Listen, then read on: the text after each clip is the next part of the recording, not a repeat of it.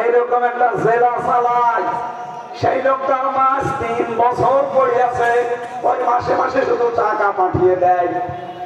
ওই মেয়েটা দেখলাম চোখের ভেতরে পানি, অঝর নয়নে কাঁদতেছে। মুরব্বী মানুষ তো প্রায় 75 বছর বা 85 বছর বয়স তো হবে। আমার হাত ধরে বলছে, বাবা আমার জীবনটা আমি আর রাখতে চাই না, মনে হয় আমি যেন মারা যাই। শেষ বয়সে তো নাতি নাতর নিয়ে থাকবো, কিন্তু আমার বৌমার কারণে পারলাম না। মেয়েরা যারা এখানে বসে আছে অনেকে মনে করে নামাজ পড়া, রোজা রাখা, কালো বোরকা পরায় মনে হয় ইবাদত। এজন্য দেখেন সব কালো বোরকা পরে এসেছে, মেয়েদের মনের ভেতরে হিংসা ভরা।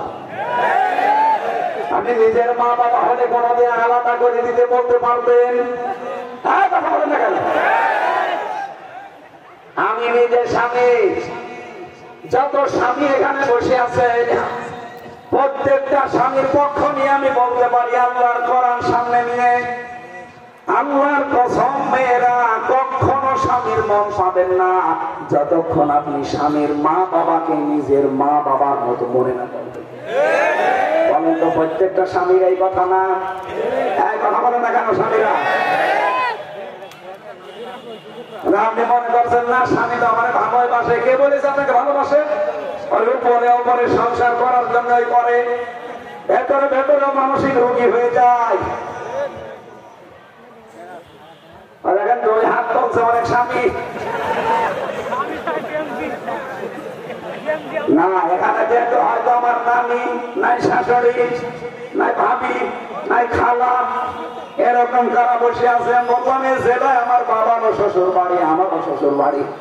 এই জেলায় যারাই আছেন আমার বাবার শালা আর আমার শালা, আমার শালাটা হলো আমার শ্বশুর হবে। সেই হিসাবে যারা পুত্রবধূ আছেন আমি আপনাদের বাঁচাতে চাই। আল্লাহর কসম আপনি শুধু নামাজ পড়ে, শুধু রোজা রেখে, শুধু কালো বোরকা পরে জীবনেও জান্নাত যেতে পারবেন না। স্বামীর মা বাবাকে যতদিন পর্যন্ত নিজের মা বাবার মতো মনে করে ব্যবহার না করবে।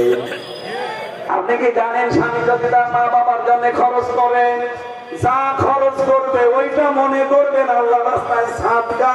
সুবহানাল্লাহ বলতে পারেন না?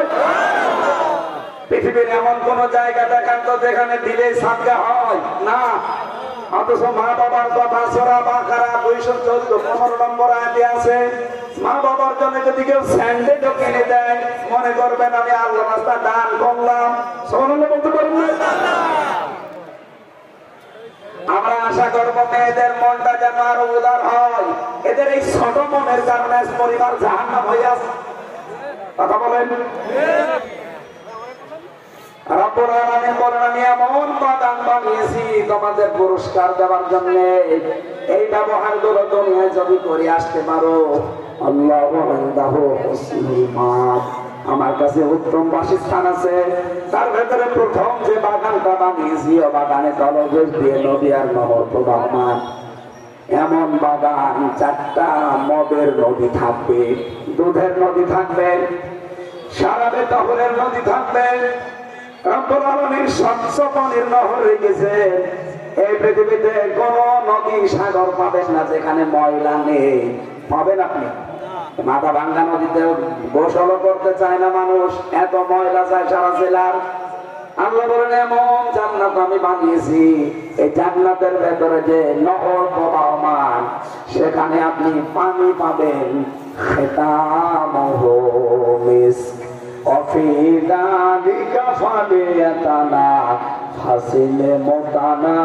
المتنافسون ومزاجه من تسنيم। এই তাসনিম শব্দের ব্যাখ্যা ইবনে কাসিরে আছে। মুফাসসির বলেন এমন একটা পানি, এই বাংলাদেশ সহ বিশ্বে এখন সবচেয়ে দামি পানির নাম অ্যাকোয়া ক্রিস্টালা। এটা নিতাম পানি খায় মাত্র এই যে এতটুকু একটা বোতল, এই বোতলে যা পানি ধরে, এই বোতলের দাম বাংলাদেশের টাকায় 51 লক্ষ টাকা। এই পানি ওই মহিলা খায়, স্বর্ণের গোড়া ওর ভেতরে মিশানো থাকে। এক লাখ তোলা যদি কেউ খায় এক বোতল, ওই মহিলা মনে করেন 24 ঘন্টায় 4-5 বোতল তো খাই। তার মানে প্রতিদিন 3.5 থেকে শুধু 4 কোটি টাকারও পানি লাগে। ওটা খেলে নাকি চেহারায় বয়সের ছাপ পড়ে না। এই পানিটাও তো ওর জন্য নির্ধারিত করা 4-5 বোতল 7 বোতল করে। আল্লাহ বলেন এমন নাহার বানিয়েছি, ওখানে 1 লাখ তোলা শুধু বোতল বোতল না, যত চাবে মানুষ তত পাবে। খালিদিনা ফিহা, চিরস্থায়ী ভাবে থাকতে পারবে। ওয়াজওয়াজুম মুতাহহারা, ওই জায়গায় পবিত্র স্ত্রী এবং স্বামীদেরকে আল্লাহ দান করবেন।